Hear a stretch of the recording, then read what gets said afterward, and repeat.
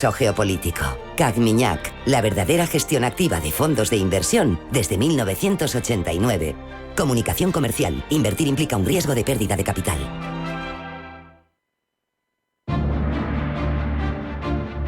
En Radio Intereconomía, Pulso Geopolítico. Análisis sobre los nuevos desafíos mundiales. Presenta Rafa Jiménez.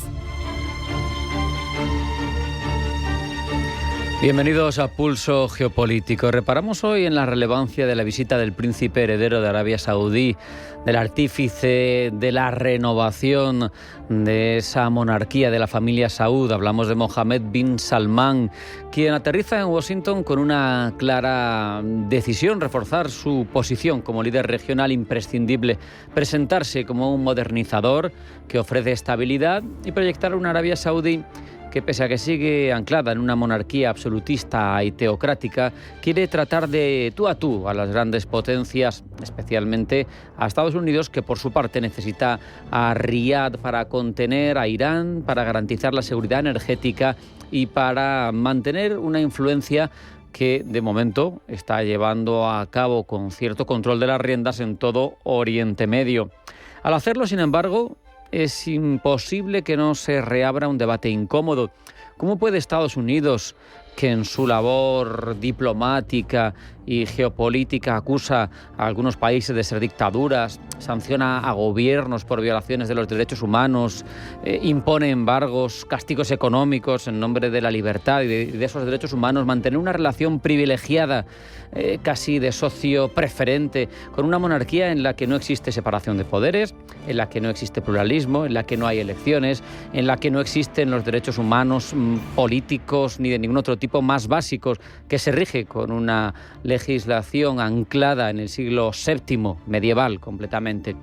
¿Cómo conciliar ese discurso de ser una democracia universal que promueve esos valores de la democracia liberal a lo largo y ancho de todo el mundo con el abrazo a un Estado que aplica la Sharia como ley fundamental, que castiga la disidencia con décadas de cárcel, que considera delito lo que en Occidente forma parte del marco de las libertades individuales? La respuesta, obviamente, está en un pragmatismo, en un realismo estratégico extremo. Arabia Saudí es demasiado importante para dejarla fuera de las relaciones internacionales de Estados Unidos. En los años 70 fue, sobre todo, teniendo en cuenta, recuerden, el 73 y la crisis del petróleo, pues los vínculos energéticos y militares entre Washington y Riad. El petróleo saudí fluía hacia Occidente, a cambio Estados Unidos garantizaba la seguridad de una monarquía que estaba rodeada de rivales. Hoy el contexto ha cambiado. Estados Unidos es energéticamente mucho más autosuficiente que entonces. A la vez, China compra más petróleo, más crudo saudí que nadie, y Rusia está presente en cada opción que puede, incluso con esa capacidad de influir en el crudo con el OPEP Plus, con el cártel petrolero, la OPEP Plus.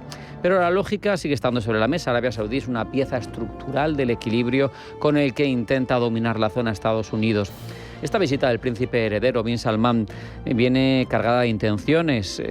MBS quiere arrancar a Washington garantías concretas: más armamento avanzado, acceso preferente a tecnologías sensibles, de esas que no comparte con cualquiera Estados Unidos, un pacto de defensa mutua que acerque a Arabia Saudí a ser pues prácticamente el mayor aliado no OTAN en lo militar de Estados Unidos, un respaldo para seguir protagonizando una transformación interna que, bien es cierto, bin Salman está llevando a cabo a su estilo. Obviamente quiere reconstruir el país desde arriba y sin abrirlo democráticamente a las bases, desde abajo. Estados Unidos pretende todavía conseguir ciertas cuestiones en el ámbito energético, aunque no sea tan dependiente, pues una moderación de los mercados del crudo, contención en su relación frente a Irán, donde luchan por la preeminencia en el mundo islámico, cooperación antiterrorista, también garantías de que Arabia Saudí no se eche en brazos definitivamente de China, que hoy, lo hemos dicho, es su principal cliente energético y un socio además tecnológico cada vez más relevante. Washington, al final, si esto se produjera, teme perder influencia en un territorio que durante décadas ha sido parte de su esfera de acción. Y es evidente que, además, teniendo en cuenta el carácter de Trump más transaccional que de alianzas firmes y duraderas, este miedo pues se incrementa. Ese intercambio, ese petróleo por armas, emerge en medio de él La contradicción moral que siempre ha acosado a la política exterior de Estados Unidos, críticas con dureza a regímenes autoritarios que no son democráticos, pero solo a los que te interesa. Te amparas en esos déficits democráticos para imponer embargos que duran décadas o incluso para remover a dictadores de sus sillas, pero proteges y armas a otros, no porque compartan contigo valores, sino porque te interesan, porque comparten tus intereses coyunturales. Arabia Saudí, como digo, es una monarquía teocrática, la Sharia estructura la vida civil y penal, pero a la vez es uno de los mayores compradores de armamento de Estados Unidos, con contratos de cientos de miles de millones de dólares. Un país al que Washington le vende tecnología militar que no le vendería a otros socios a los que considera poco fiables. No hace otra cosa Estados Unidos más que mirar a otro lado cuando se cortan manos o cabezas con sable en medio de las plazas públicas de Arabia. Esta visita, no obstante, revela también cuestiones profundas de índole geopolítica, y es la transformación del orden internacional, porque Arabia Saudí ya no depende solo de Estados Unidos, aunque le interese mucho este viaje. Se acerca, como digo, a China para las grandes infraestructuras, para la digitalización, coopera con India en energía, negocia con Rusia dentro del marco de la OPEP Plus y simultáneamente acude a Washington para exigir un trato preferente, o por lo menos para conseguir un trato preferente. En la Casa Blanca, como digo, se habla de derechos humanos cuando se trata de rivales estratégicos, pero se olvida el discurso cuando se trata de aliados petroleros. Al final, todo esto es una advertencia del riesgo de normalizar dobles raseros que a largo plazo erosionan la reputación de Estados Unidos como hegemón y que además consolidan un sistema internacional donde el poder económico y militar excusa cualquier violación de los derechos humanos. Si no le gustan mis principios, tengo otros. ¿Qué tipo de orden internacional estamos construyendo si los valores que decimos defender son apenas una moneda de cambio según el socio con quien tratemos? ¿Qué credibilidad puede tener ese orden internacional del siglo XXI si quienes lo diseñan son los primeros en ignorarlo cuando les conviene? Las respuestas pues las tiene Trump y las tiene el resto de potencias internacionales que están configurando el orden mundial de este siglo, que, como vemos, no obedece mucho a principios básicos y fundamentales del ser humano. Vamos a hacer un alto en el camino. A la vuelta, a titulares de información geopolítica que elabora Blanca del Tronco. No se vayan, porque sigue Pulso Geopolítico.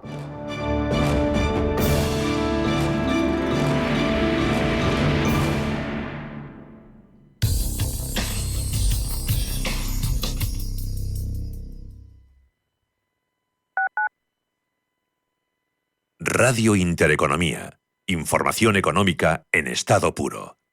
La Comunidad de Madrid ha puesto en marcha el 012 contra las drogas, un servicio gratuito y confidencial que ofrece apoyo psicológico y orientación especializada a personas con problemas de adicción y a sus familiares. 012, un número para todo y para todos. Comunidad de Madrid. ¿Con cuántas personas te cruzas cada día? En nuestro país, 1 de cada 4 vive en riesgo de pobreza o exclusión social. Una realidad que no siempre es visible. La de más de 12 millones de personas que hacen tu mismo trayecto, que se sientan a tu lado. En la Fundación La Caixa, acompañamos a quienes más lo necesitan, para que nadie viaje solo. Entra en quenadieviajesolo.org. Hazlo visible. Fundación La Caixa. ¿Tienes tos? ¿Fiebre leve o malestar? La primera atención empieza en ti. Hidrátate, descansa y cuídate en casa.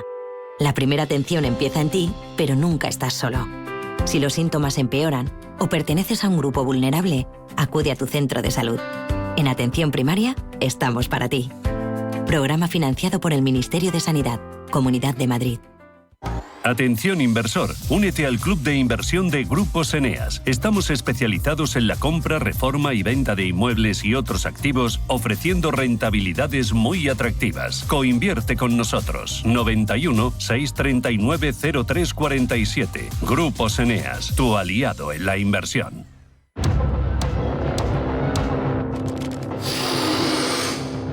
Una raya más para aguantar la noche. Una raya más para seguir despierto. Una raya más para arruinar tu vida, la de tu familia, la de tus amigos, todas. Plan Regional contra las Drogas. Comunidad de Madrid.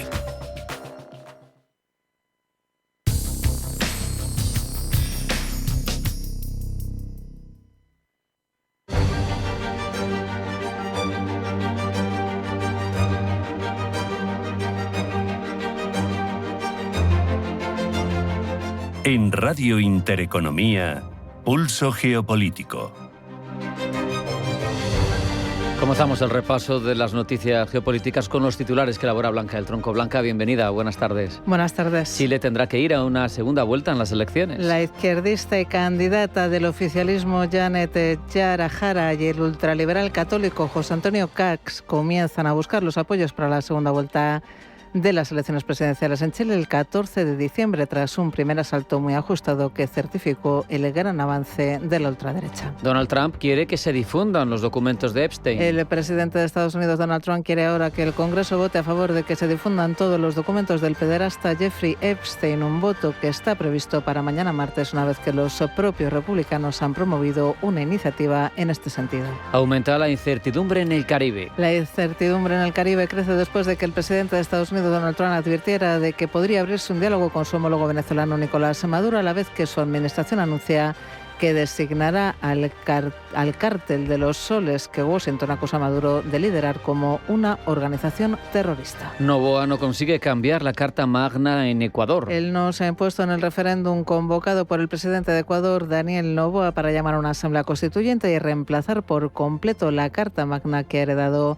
del correísmo, así como para instalar bases extranjeras en el país. La ONU vota el plan de paz de Trump en Gaza. El Consejo de Seguridad de Naciones Unidas vota una propuesta de resolución redactada por Estados Unidos que respalda el plan de paz de Donald Trump para Gaza y que podría encontrarse con el veto de Rusia, que presentó un borrador alternativo en el que reivindica la solución de dos estados. Rusia avanza en Zaporilla. Avance que enciende las alarmas en Ucrania mientras continúan los combates por el control de las ciudades de Kupiansk y Pokrov y los ataques de larga distancia de ambos bandos contra sus respectivas infraestructuras militares y energéticas, mientras siguen apareciendo pruebas que apuntan a que un antiguo socio empresarial de Zelensky se lucró ejerciendo influencia directa sobre varios ministros. El gobierno ucraniano trata de capear el temporal con el mensaje de que la exposición misma del escándalo es una prueba de su voluntad de combatir la corrupción al precio que sea. Macron recibe en París a Zelensky. El presidente francés Emmanuel Macron recibe en París a su homólogo ucraniano Volodymyr Zelensky en su 9ª visita desde que Rusia comenzó la guerra en febrero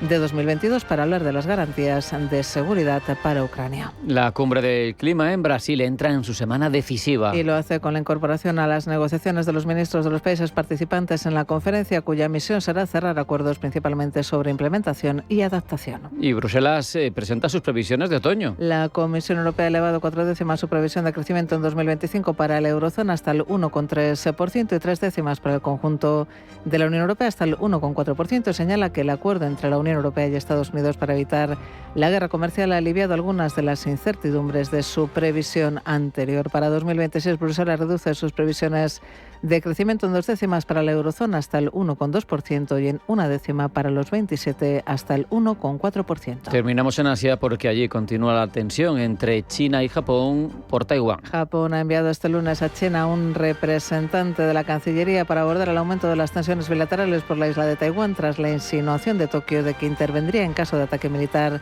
de Pekín. En paralelo, la Armada china comienza hoy maniobras con fuego real en el Mar Amarillo.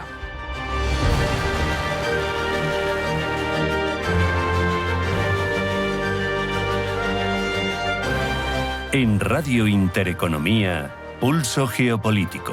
Presenta Rafa Jiménez.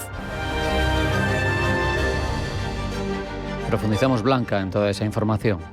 La Comisión Europea ha presentado sus previsiones económicas de otoño y apunta a un crecimiento continuado a pesar del difícil entorno. Espera que la eurozona crezca al 1,3% en 2025 y España volverá a estar a la cabeza entre las grandes economías con un crecimiento al 2,9%, pero a partir de ahora desacelerar y seguirá estando a la cabeza en la tasa de paro. Eva Villanueva.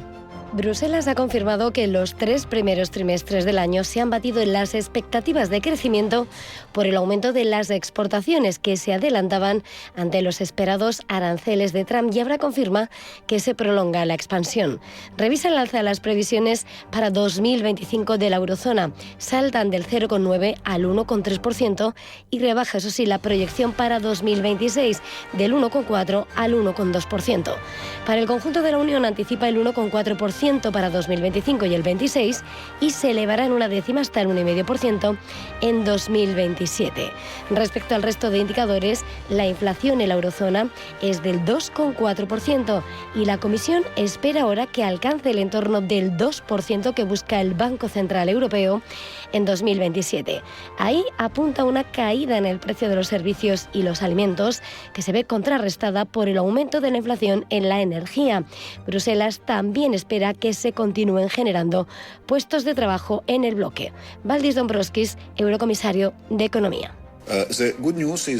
La buena noticia es que las economías de los Estados miembros de la Unión Europea crecerán este año. Debemos esforzarnos por lograr un mayor crecimiento. Debemos reconocer que no se trata de un logro insignificante, teniendo en cuenta el difícil contexto actual. En 2026 y 2027 prevemos que el crecimiento repunte o se mantenga sólido en los Estados miembros.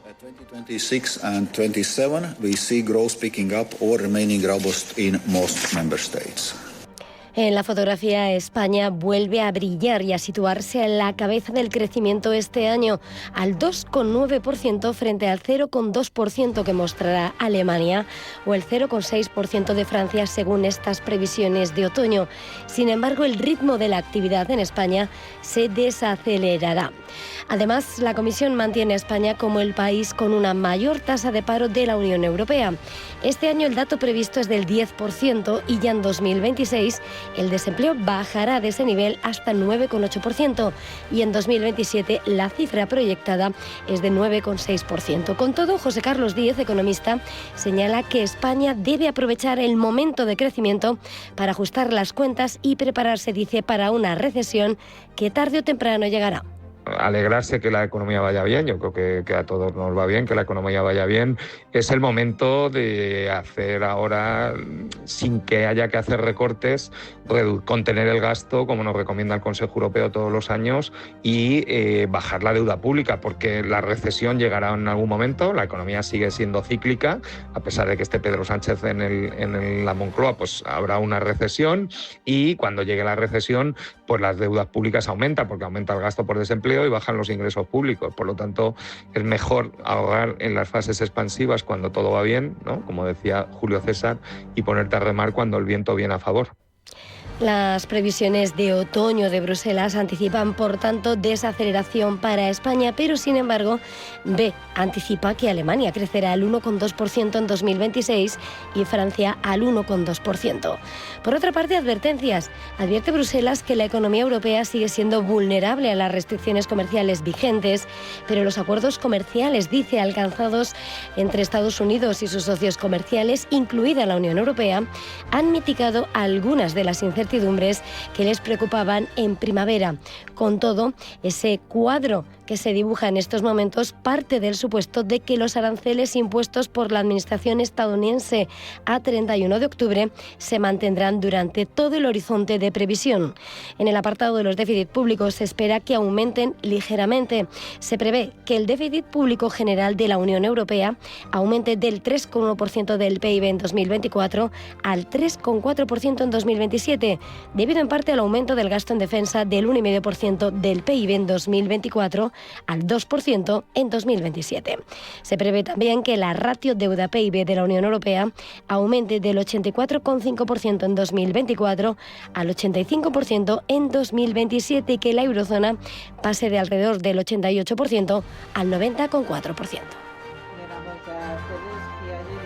En Atenas una gira por Europa que hoy la ha llevado a París y que mañana le traerá a la capital española a Madrid. Estas visitas ocurren en un momento complicado para Ucrania, ya que según medios como Le Monde, una creciente preocupación por un escándalo de corrupción en el sector energético ucraniano, lo que debilita la posición de Zelensky ante sus aliados. Se espera que hoy Macron reafirme su apoyo militar a Ucrania y así ha sido, ya que Zelensky y Macron han alcanzado un acuerdo histórico con la compra de 100 cazas Rafale. Si Ucrania no tiene una fuerza robusta, ha dicho Macron, Rusia seguirá atacando. En visitas anteriores, Macron anunció incluso paquetes de ayuda a Ucrania. Parte de la discusión puede girar hoy en torno a cómo financiar y organizar ese apoyo. Mañana Zelensky llegará a Madrid. Por la mañana tiene previsto un acto oficial en el Congreso de los Diputados, donde será recibido por la presidenta de la Cámara Baja, Francina Armengol, y por el presidente del Senado, Pedro Rollán. Posteriormente, Zelensky será recibido en Zarzuela por el rey y por la tarde en Moncloa por el presidente del Gobierno, Pedro Sánchez. Está previsto que Zelensky y Sánchez visiten el Guernica en el Museo Reina Sofía. De los objetivos del viaje de Zelensky a España nos habla José María Viñals, director del Máster de Relaciones Internacionales del IEB.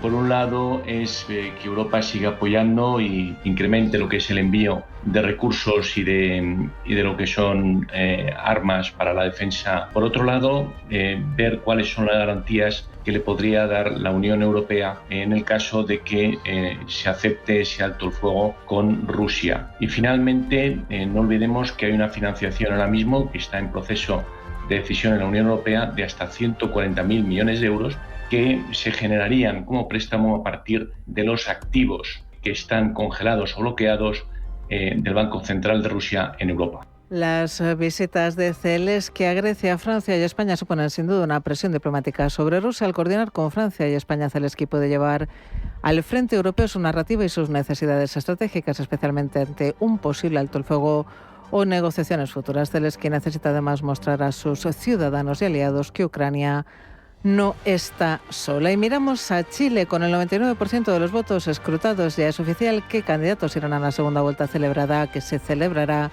el 14 de diciembre. Del lado del izquierdismo será Janet Jara con un 26,8% de los votos, mientras que del lado del derechismo será José Antonio Katz con un 24%. Pablo Llanone. Así lo han decidido todos los chilenos tras unas elecciones inéditas en las que el voto ha sido obligatorio después de la reforma constitucional del año 2022. La candidata izquierdista Janet Jara es sucesora directa de Gabriel Boric. Ha ganado las elecciones tal y como vaticinaban las encuestas, pero el porcentaje, sin embargo, no ha sido tan alto como se esperaba, con casi un 27% frente al 30% vaticinado. No somos los que promovemos el odio, por el contrario. Por eso yo no me escondo detrás de ningún vidrio, porque yo no le temo al pueblo de Chile. Por su lado, el candidato ultraconservador José Antonio Kast, quien se esperaba que quedase en segunda posición, ha quedado muy poco por detrás de Jara, con un 24% de los votos. Para el derechista ha sido una gran victoria, pero la única victoria real, la única victoria que nos hará celebrar es cuando derrotemos al crimen organizado y al narcotráfico. La victoria real será cuando cerremos nuestras fronteras a la inmigración irregular. La victoria real sea cuando los chilenos tengan trabajo digno y Chile vuelva a crecer, a diferencia de lo que ha ocurrido hasta ahora. Con esta contundencia hablaba ayer Kast, llevando al centro del discurso la lucha contra el narcotráfico y la delincuencia, en aumento debido a la inmigración. Son ideas similares a las que procesan los otros dos partidos de derechas que se habían presentado a las elecciones y que han obtenido entre los dos un 35% de los votos. Es previsible que en la segunda vuelta Kast aglutine a estos votantes. De este modo, dice el candidato derechista, se acabará con el legado de Gabriel Boric y se reinstaurará el orden. Janet Jara es Gabriel Boric. Y en esto no se equivoquen, que nadie en sus casas se confundan. Janet Jara es Gabriel Boric. Son las mismas personas que nos dejan un gobierno y un presupuesto desordenado. Son las mismas personas que profesan la misma ideología. Y si Janet Jara llegara a ganar, Boric seguirá gobernando. Si Jara gana, el Partido Comunista gana. Si Jara gana, el desorden gana. Jara, que toma el testigo de Boric, se ha comprometido también a luchar contra la delincuencia y a poner trabas a la inmigración, principales asuntos de la campaña electoral. Sin embargo, su mano blanda podría no convencer al electorado, que para muchos está claro que se decantará por Kast. Sin embargo, hay un factor que podría generar sorpresa. Se trata de la obligatoriedad del voto, instaurada en 2022 y que ha añadido a 5 millones de votantes nuevos cuyas preferencias son un misterio para las encuestas. Según algunos analistas políticos, son personas con una ideología marcada por la desconfianza en las instituciones. Podrían un día votar a la derecha y otro día a la izquierda, lo que dificulta, por tanto, hacer labores de previsión. En principio, se cree que podrían beneficiar al candidato ultraconservador, aunque esto no son más que especulaciones. La tensión entre Estados Unidos y Venezuela oscila entre señales de un posible ataque militar y una ronda de conversaciones hipotética. Donald Trump apunta a que podría estar hablando con Maduro al mismo tiempo. Su gobierno ha anunciado que designará como organización terrorista al Cártel de los Soles, que según la administración de Trump está liderado por Maduro. Pablo. El secretario de Estado estadounidense Marco Rubio fue el que anunció esta medida, aduciendo que ni Maduro ni sus aliados representan al gobierno legítimo de Venezuela. Tras designar al Cártel de los Soles como organización terrorista, hito que podría hacerse realidad a partir del 24 de noviembre, el gobierno estadounidense justifica una posible injerencia militar en Venezuela para acabar con una red de narcotráfico dirigida por el gobierno de Caracas. Según Trump, esta designación otorga a Washington la autoridad para atacar los bienes o infraestructura de Maduro. Eso sí, el propio presidente estadounidense ha asegurado que esto no significa que vayan a hacerlo. Al mismo tiempo, ha apuntado a conversaciones con Maduro. Nos permite hacerlo, pero no hemos dicho que vayamos a hacerlo y puede que estemos debatiendo, puede que estemos manteniendo algunas conversaciones con Maduro y ya veremos cómo acaba todo esto. A ellos les gustaría hablar. El anuncio para designar como organización terrorista al Cártel de los Soles tuvo lugar pocas horas después de la llegada al Mar Caribe del portaaviones USS Gerald R. Ford, el más grande de la flota estadounidense, como parte de la operación Lanza del Sur. Este despliegue incluye cerca de 12.000 soldados y casi una docena de buques de la Armada, constituyendo la mayor concentración de poderío militar estadounidense en la región en generaciones. El grupo de ataque del Ford, reforzado por escuadrones de aviones de combate y destructores con misiles guiados, atravesó el paso de Anegada cerca de las Islas Vírgenes Británicas el domingo por la mañana, según ha informado la Armada de Estados Unidos. Ante esta situación, Maduro ha insistido en la paz y ha cantado una parte de la famosa canción de John Lennon, Imagine, para expresar su rechazo hacia la lucha de Estados Unidos contra las organizaciones narcoterroristas. Peace, peace, peace. Hacer todo por la paz. Alfred Nazaret, ¿cómo era la canción de John Lennon? Imagine us people. Mira, son jodedores, vale.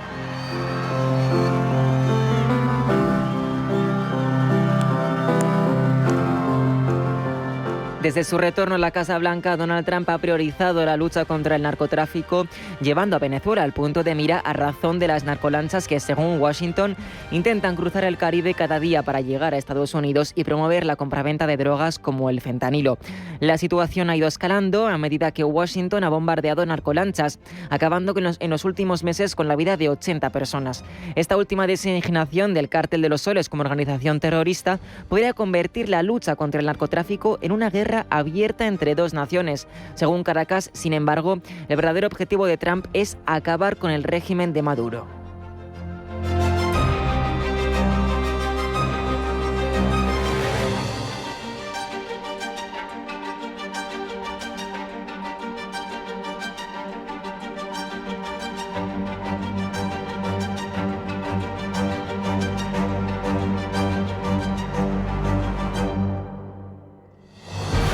En Radio Intereconomía, Pulso Geopolítico. Vamos a ver cómo nos cuentan la actualidad geopolítica de la jornada los diferentes medios, según su país, según su propiedad. Un empeño que desarrolla para nosotros Pablo Iannone. Pablo, bienvenido, gracias. Buenas tardes. Comenzamos con las tensiones entre China y Japón, porque aumentan en torno a la cuestión de Taiwán. Ambos países no se van a reunir, de hecho, en el G20 celebrado en Sudáfrica. Desde las Islas Británicas, The Guardian se hace eco de que China ha dicho a sus ciudadanos que no viajen a Japón. Lo que dice el medio británico ha provocado el desplome de las acciones de las empresas turísticas y minoristas. Según el rotativo, las relaciones entre los dos países se han deteriorado drásticamente en la última semana, después de que la primera ministra nipona, Sanae Takaichi, que el rotativo define como una conservadora con posturas beligerantes hacia China, sugiriese que las fuerzas de autodefensa japonesas podrían intervenir si un intento chino de invadir Taiwán representase una situación que amenaza la supervivencia de Japón. Hoy los medios hispanoamericanos se sumergen en las elecciones chilenas, que han dejado, ya saben, a los candidatos de izquierda y derecha en una posición muy disputada que se va a resolver, Pablo, en la segunda vuelta. Desde el medio colombiano El Tiempo se hacen eco de que la candidata del Partido Comunista, Janet Jara, ha dicho que casi la mitad de los chilenos y chilenas no votaron ni por ella ni por Kast, que son los candidatos que irán al balotaje. La candidata izquierdista se ha comprometido a escuchar a todos los votantes, aunque no la eligiesen a ella. Postura que en principio no le dará la victoria en la segunda vuelta, al menos es lo que se interpreta de lo que dice el medio argentino Clarín. Este rotativo dice que el candidato de ultraderecha, José Antonio Kast, pese a haber quedado después de Jara, tiene casi asegurada la victoria. Esto es porque es difícil que Jara logre repuntar esa cifra de votantes, teniendo en cuenta que los otros dos candidatos que quedaron por detrás son de derecha y sus votos se transferirán a Kast. En Europa, en concreto en Francia, Le Monde nos cuenta que la cuestión sobre la inmigración venezolana en Chile ha sido un eje fundamental, Pablo, de toda esta campaña electoral. Así es, el rotativo galo se hace eco de que en 2024 los extranjeros representaban el 8,8% de la población de Chile, el doble que 7 años antes. Esto es debido principalmente, apunta el medio, a la llegada masiva de venezolanos. Huyendo de la inestabilidad política y económica en su país, prosigue Le Monde, los venezolanos fueron alentados a establecerse en Chile por el presidente de derecha Sebastián Piñera, quien vio en ello una oportunidad para condenar al régimen de Nicolás Maduro. Volvemos a hacernos eco de la prensa iberoamericana. El presidente ecuatoriano Daniel Noboa, que convocó un referéndum, ya saben, para aprobar la redacción de una nueva constitución y para permitir presencia de bases extranjeras en su país, pues bien, los medios El Tiempo, La Folla de Sao Paulo y El Nacional se hacen eco de lo ocurrido desde Colombia, Brasil y Venezuela, respectivamente. Él no se ha impuesto en cada una de las 4 preguntas. Él no se ha impuesto en cada una de las 4 preguntas del referendo convocado por el presidente Daniel Noboa y celebrado el domingo en Ecuador. Entre los temas consultados al electorado, dicen los medios, se encontraban la posibilidad de instalar una asamblea constituyente para redactar una nueva constitución que reemplace la vigente, impulsada por Rafael Correa. También figuraba en este referéndum la autorización para el regreso de bases militares extranjeras al país. Las medidas de Noboa, que se enmarcan en su proyecto político de llevar seguridad al país ecuatoriano atravesado por cárteles y delincuencia, han chocado de bruces con la opinión ciudadana. Y es que una de las cuestiones que se votaban, esa medida de llevar bases extranjeras, suponía traer de nuevo el poderío militar de Estados Unidos para que se asentara en territorio ecuatoriano y así poder luchar contra el narcotráfico. Pero han aprovechado desde Extremo Oriente para analizar lo que supondría. Desde South China Morning Post dice que esto es un duro golpe para Noboa, aliado de Trump. Y sobre esta alianza entre ambos líderes indaga el medio chino, ya que, como nos cuenta, la votación al referéndum se ha producido en el contexto de los ataques aéreos militares estadounidenses contra supuestos barcos de narcotráfico en el Caribe y el Pacífico, una política polémica que Noboa habría respaldado.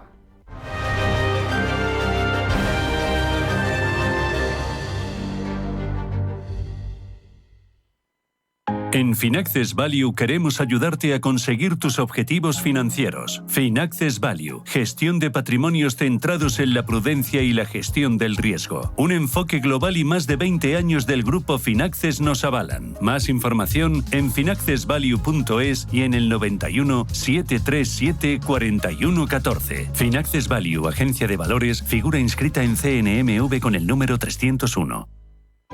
Visita la Real Academia de Bellas Artes de San Fernando y disfruta de su espectacular colección de pintura, escultura, fotografía y grabado. Obras maestras de Goya, Rubens, Alonso Cano, Zurbarán y Arquimboldo, entre otros. Real Academia de Bellas Artes de San Fernando, mucho más que un museo, a un minuto de sol, en pleno centro de Madrid. Más información en realacademiabellasartesanfernando.com.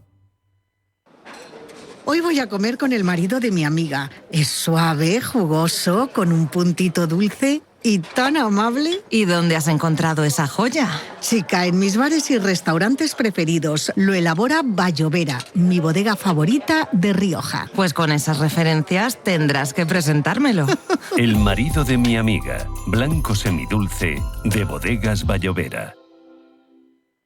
Estamos en constante cambio. El mundo cambia. Cambia nuestro entorno. Cambios que nos hacen reflexionar. Cambios que nos hacen apostar por fórmulas diferentes. En la radio apostamos por el sector inmobiliario. Súmate al cambio con Intereconomía Inmobiliario. Cada miércoles y jueves a las 11 de la mañana. Con Elena Fraile. En Radio Intereconomía. Nos sumamos al cambio.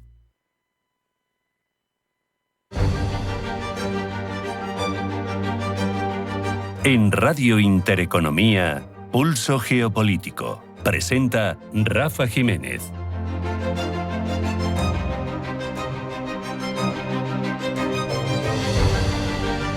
Estados Unidos sigue siendo, lo sabemos, la primera potencia mundial, pero además vive una enorme exposición global por circunstancias como su polarización política extrema, sus cambios de política exterior respecto de aliados, con un presidente más transaccional que buscador de alianzas sólidas, y eso se observa por parte de quienes tradicionalmente han sido sus aliados con una mezcla de estupor y de capacidad de ponerse al día buscando alternativas, pero eso los gobiernos, pero ¿cómo lo ven los ciudadanos? ¿Cómo se observa desde la ciudadanía de un país tradicionalmente aliado de Estados Unidos las circunstancias que rodean a la primera potencia mundial a día de hoy? Pues eso lo vamos a descubrir analizando el informe anual sobre la imagen de Estados Unidos que elabora el Instituto Franklin de la Universidad de Alcalá de Henares. ¿Con quién mejor para analizarlo que con su director, que con José Antonio Gurpegui? José Antonio, bienvenido, muy buenas tardes, gracias por estar con nosotros.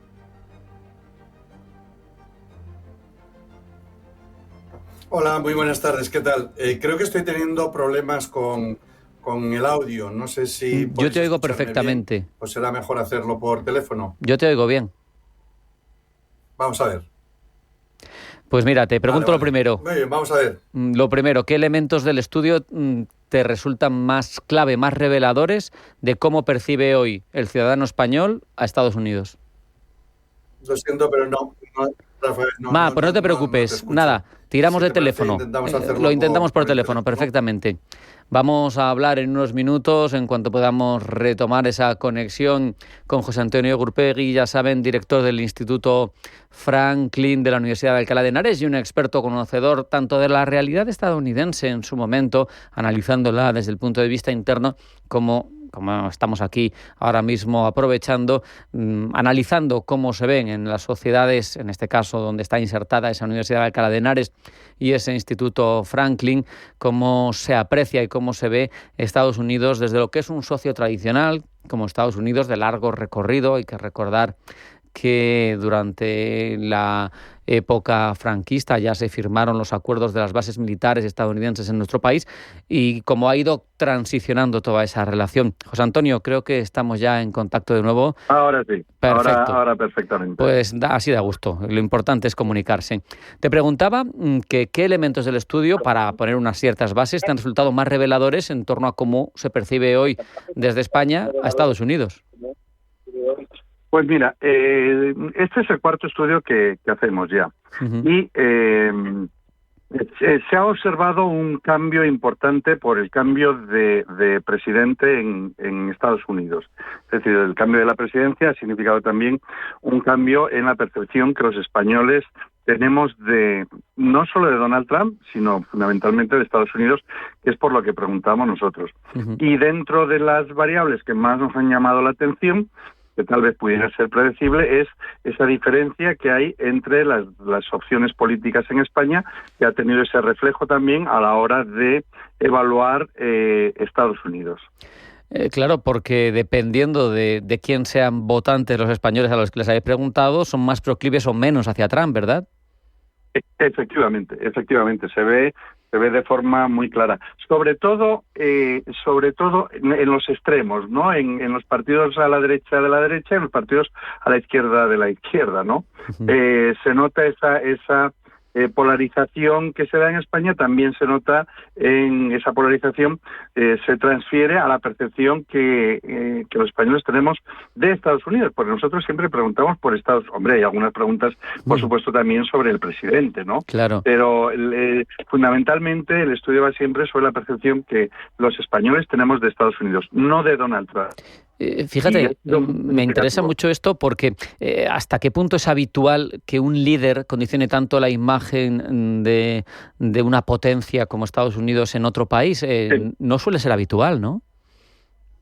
No, teóricamente no debía ser habitual, pero este año, claro, este es el cuarto año que lo hacemos, entonces no tenemos todavía ese salto de presidencia, pues dentro de 3 o 4 años sí que tendremos ese cambio de presidencia, y podremos compararlo con este momento, porque claro, los 3 anteriores coincidieron con los 3 con la presidencia de Biden, ¿no? Entonces no tenemos esa referencia anterior, que la tendremos en el futuro, pero sí que ha sido muy significativo.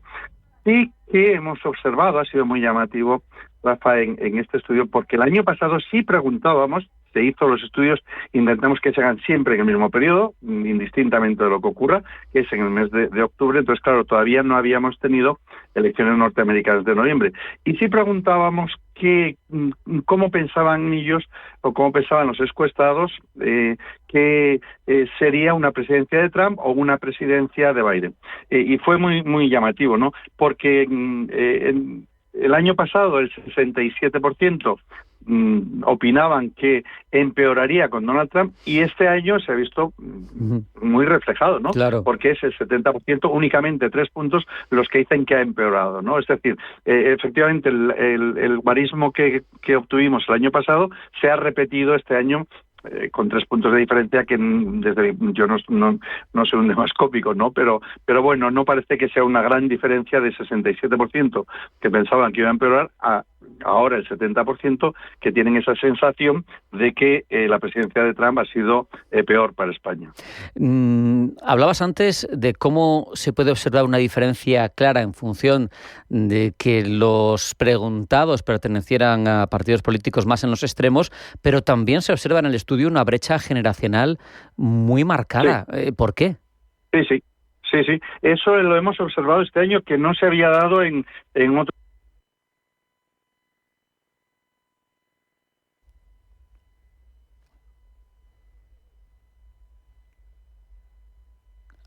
Tenemos otra complicación en la comunicación con José Antonio Gurpegui. Se ha caído esa llamada telefónica. Vamos a recuperarla porque nos quedan cuestiones relevantes, preguntas por hacer al director del Instituto Franklin de la Universidad de Alcalá de Henares, con quien estamos charlando de cómo los españoles vemos Estados Unidos en este primer año de presidencia de Donald Trump, en el que parece que se van consolidando algunos de los prejuicios que había en torno a cómo iba a ser la relación entre Estados Unidos y algunos de sus socios, en este caso España, socio claro desde hace décadas, pero como vemos con una relación que no atraviesa el mejor momento posible. Están hoy los trasgos de las comunicaciones, José Antonio, jugándonos malas pasadas. Ahora quien te escuchaba perfectamente a ti era yo. Te escuchaba muy bien. Sí, decía que efectivamente ha sido muy llamativo ese cambio generacional, ¿no? Que nos ha sorprendido porque no se daba en años anteriores, no se ha dado, ¿no? Esa diferencia generacional que sí hemos visto en este año, ¿no? José Antonio, además sabemos que el poder blando todavía sigue funcionando en gran medida en Estados Unidos, aunque este presidente tiene otras formas de actuar más contundentes, pero sabemos que esa imagen de entretenimiento, de consumo que transmite Estados Unidos sigue siendo relevante y según el estudio, 6 de cada 10 españoles forman su imagen estadounidense a través de entretenimiento y consumo. ¿Es más perdurable la imagen que se transmite a través de esos valores? Sí, y ese porcentaje sí que sigue siendo en cierta forma constante. Andamos siempre en torno a esos guarismos, ¿no? En todas las, porque para nosotros es muy importante no la fotografía fija, sino estudiar la progresión, ¿no? Digamos que hay una serie de preguntas que se repiten todos los años y en eso sigue siendo igual, y sobre todo dentro de esa imagen que se tiene, sobre todo el cine y la televisión, es la que tiene más influencia, ¿no? En cómo percibimos los Estados Unidos, los españoles.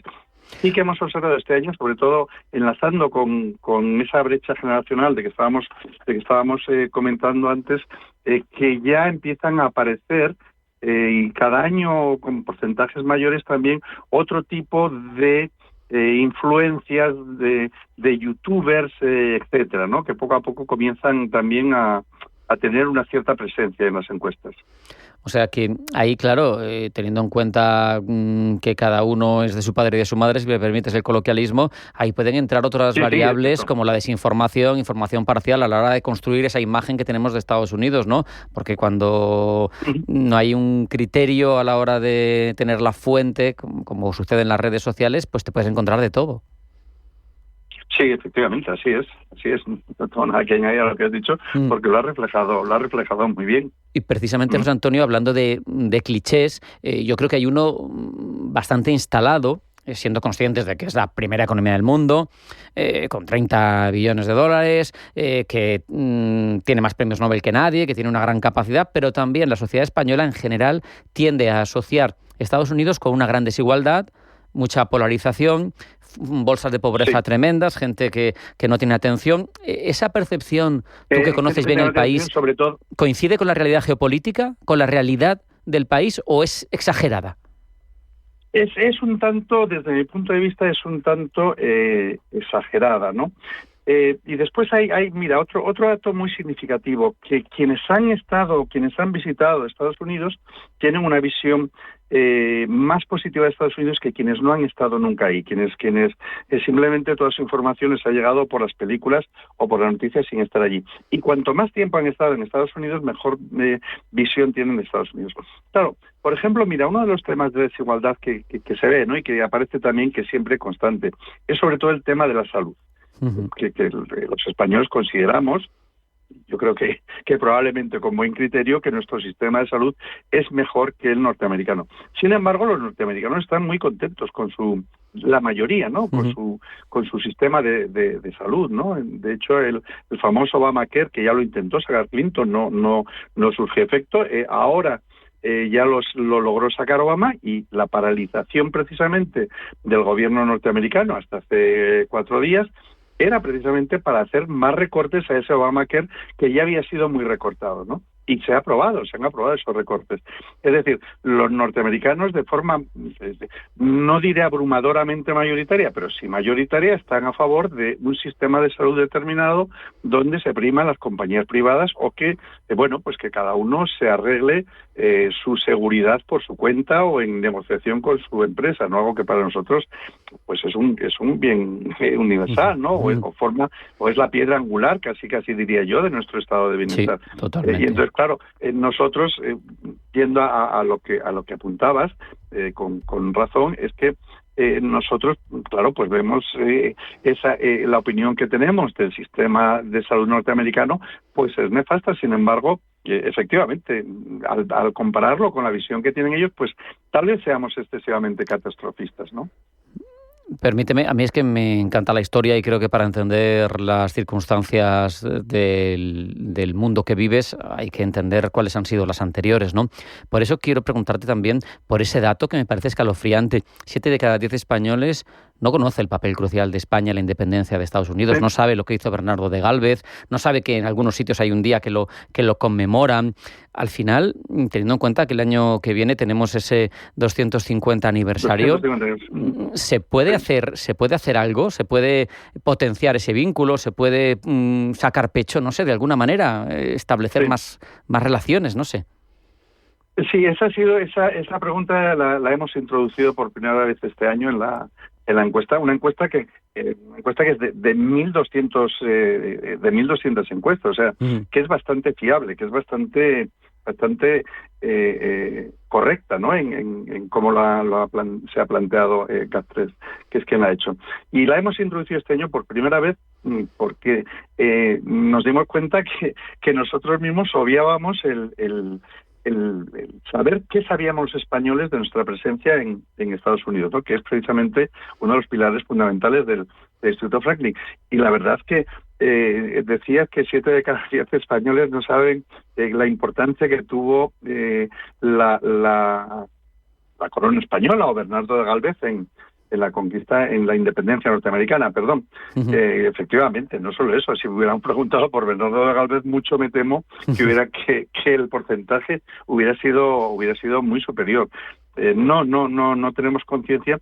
Yo creo que en parte España ha sido también responsable, porque durante décadas por no decir siglos, pues hemos hombre, no diré ignorado, pero nos hemos centrado al hablar del continente americano fundamentalmente en Centroamérica y Sudamérica.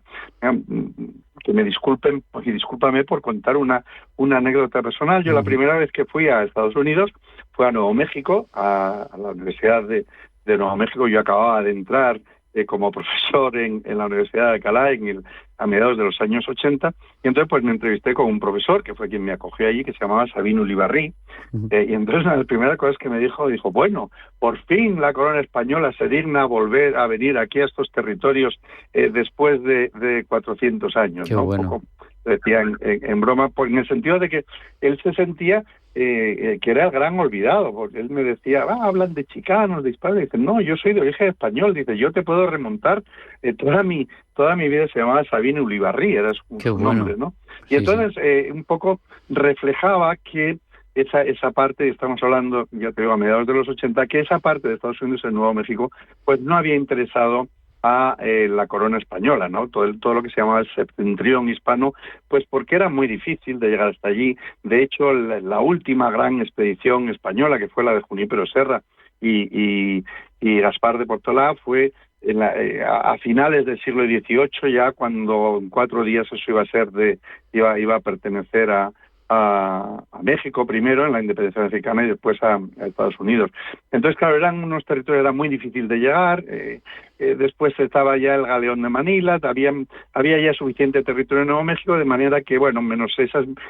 Florida era caso aparte, Florida no entra en nada de esto, pero sí que todo el sudoeste norteamericano, California, Arizona, Nuevo México, lo que se llamaba el septentrión hispano, pues fue tradicionalmente ignorado, olvidado por la corona española, porque ya tenía suficiente territorio en otros sitios. Pero sí que es cierto que ahora hay muchísimas organizaciones y mucha gente que estamos trabajando precisamente en reivindicar esa presencia que tuvo España en los Estados Unidos. Está, por ejemplo, la Fundación Consejo España-Estados Unidos, que aunque es una fundación de vocación eminentemente económica, pero que en ese ala cultural que no descuidan, pues está impulsando el reconocimiento de la presencia española en Estados Unidos, y hay muchas otras organizaciones.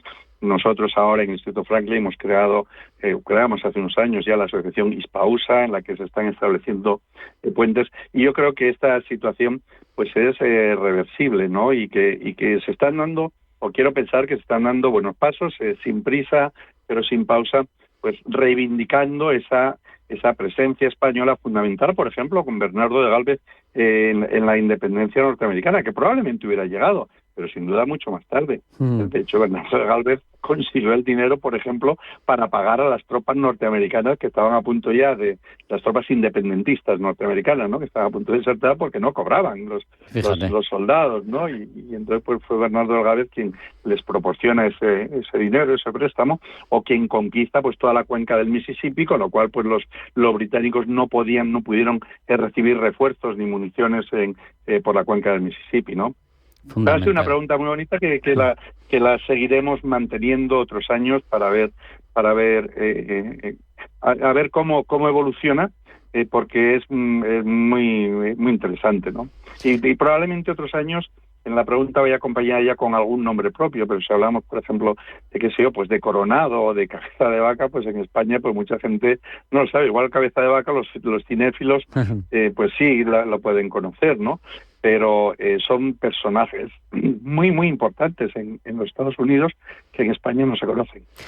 José Antonio, precisamente como ya son 4 ediciones, que ya tenéis una visión en retrospectiva, ¿algún resultado que te parezca especialmente fundamental, alguna conclusión o dato revelador de este 4º informe que te demuestre o que vamos bien o que vamos mal en este vuestro propósito de dar a conocer y de estrechar lazos y de evolucionar esa visión y esa imagen de Estados Unidos en España? Yo en este 4º informe, como comentábamos al principio, ¿no?, lo que me ha llamado mucho poderosamente la atención ha sido la importancia que tiene un presidente, que tiene una persona, en este caso Donald Trump, claro que es un presidente ciertamente singular, ¿no? En eso estaremos todos de acuerdo. La importancia que tiene una persona para definir en buena medida la visión que se tiene de Estados Unidos, y también de forma colateral a eso, cómo la bipolarización que se da en España también se da en la percepción que se tiene en Estados Unidos. Siempre o todos los años pues se veían sesgos de los votantes del Partido Popular o los votantes del Partido Socialista o de otros partidos, ¿no? Pero de forma tan marcada como este año, pues ha sido tremendamente llamativa, ¿no?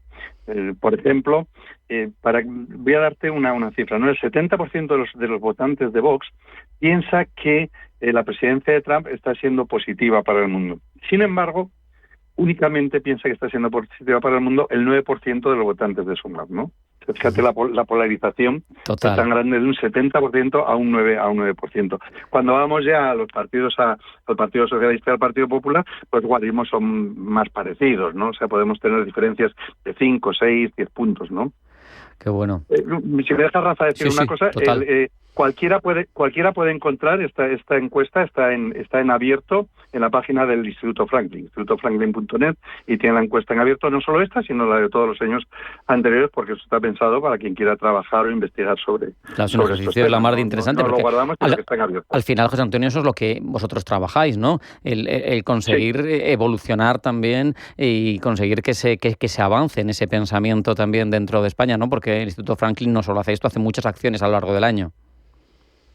Sí, yo a veces pienso que demasiadas, ¿no? Pero bueno, esta es una que cada año va comprando más importancia, pero nosotros nos queremos dedicar y nos estamos cada vez especializando más en lo que es el mundo español e hispano en Estados Unidos, en esos aspectos sociológicos, sobre todo el año que viene con el 250 aniversario de la independencia de Estados Unidos. Tenemos toda una serie de proyectos sobre precisamente reivindicando, como decías antes, pues esa presencia española en Estados Unidos, que cada día pues somos más, ¿no? Los que estamos trabajando en este tema, de forma que, bueno, yo particularmente soy optimista en el sentido de que poco a poco se irán consiguiendo que no solo la sociedad norteamericana, sino también que la sociedad española pues sepa lo que España hizo en Estados Unidos. O sea, totalmente, vais a tener un año de lo más ajetreado, José Antonio, sin duda,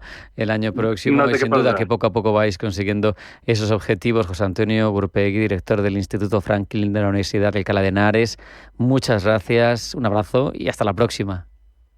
No, en este caso soy yo quien tiene que agradeceros a vosotros pues que nos ayudéis a dar a conocer este estudio, que para nosotros pues es algo muy importante, ¿no? Y al que dedicamos muchos recursos económicos y humanos precisamente para hacerlo. Así que soy yo, en este caso, Rafa, quien de verdad te doy las gracias porque te dejas seco. Pues así queda. Hasta la próxima, José Antonio. Muchas gracias a ti. Hasta la próxima. Nos vamos a marchar, no hay tiempo para más. Esto ha sido todo un pulso geopolítico. Hemos reflexionado sobre la relación Arabia Saudí-Estados Unidos. Les hemos contado las noticias más relevantes de la jornada y hemos ahondado en la labor del Instituto Franklin de la Universidad de Alcalá de Henares, relevante en esa relación Estados Unidos-España. Sean felices, pasen buena tarde y mañana más. Pulso geopolítico. Hasta mañana.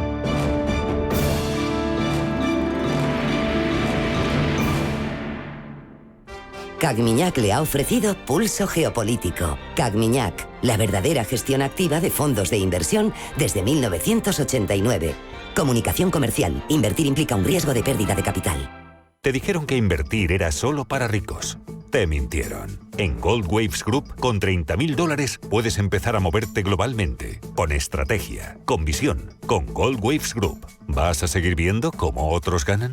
Invierte con Gold Waves Group. Agenda tu consultoría gratuita en goldwavesgroup.com.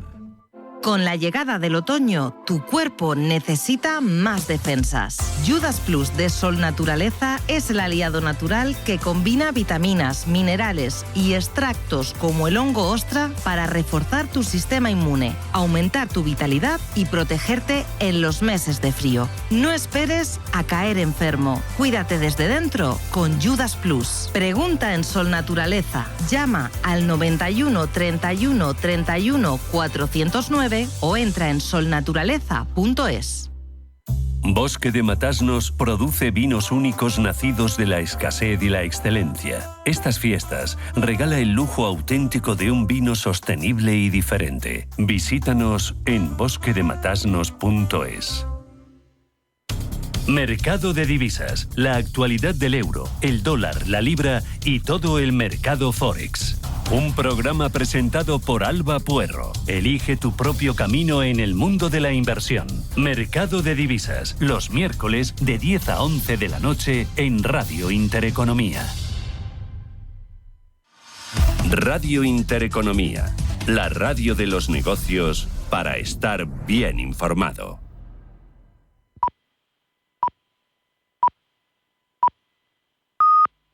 Radio Intereconomía.